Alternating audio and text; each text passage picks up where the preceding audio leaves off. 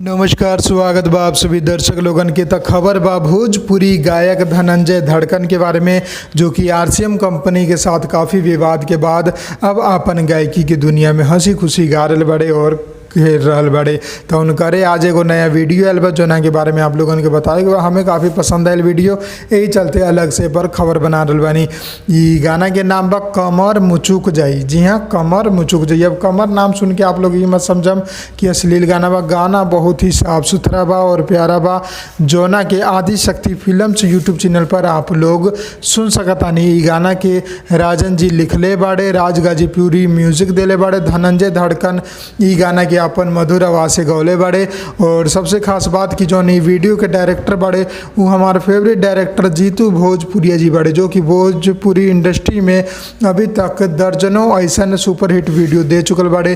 खेसारी जी के साथ, समर सिंह के साथ, पवन सिंह जी के साथ और अब धनंजय धड़कन के साथ धमाल मचा रहल बाड़े। तो अभी जब हम ये खबर बना रहल बानी, करीब 2 लाख व्यू ई गाना पर आ चुकल बा और 13,000 लाइक बा। और कमेंट के बात करें तो कमेंट भी गाना पर करीब 3,000 आ चुकल बा।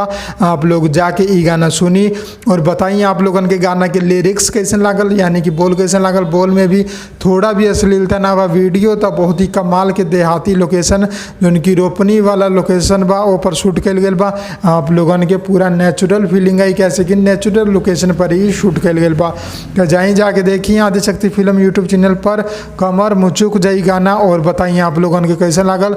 और आप लोगन के बता दी कि ये में जो मॉडल बाड़ी वो बहुत ही कमाल की बाड़ी, जिनका नाम बा अर्चना तिवारी। तो उनकरो काम बहुत ही कमाल के लागल बा। में आप लोग जाए उनकरो काम देखिए और कमेंट में बताएं कि आप लोगन के का खास लागल गाना में। हमें तो काफ़ी शानदार लागल बा वीडियो और लिरिक्स। तो आप लोग भी अपन राय दी और अगर खबर पसंद आयल बा तो लाइक करके शेयर कर दी, चैनल के सब्सक्राइब कर दी। हम मिलम आप लोगन के अगला वीडियो में।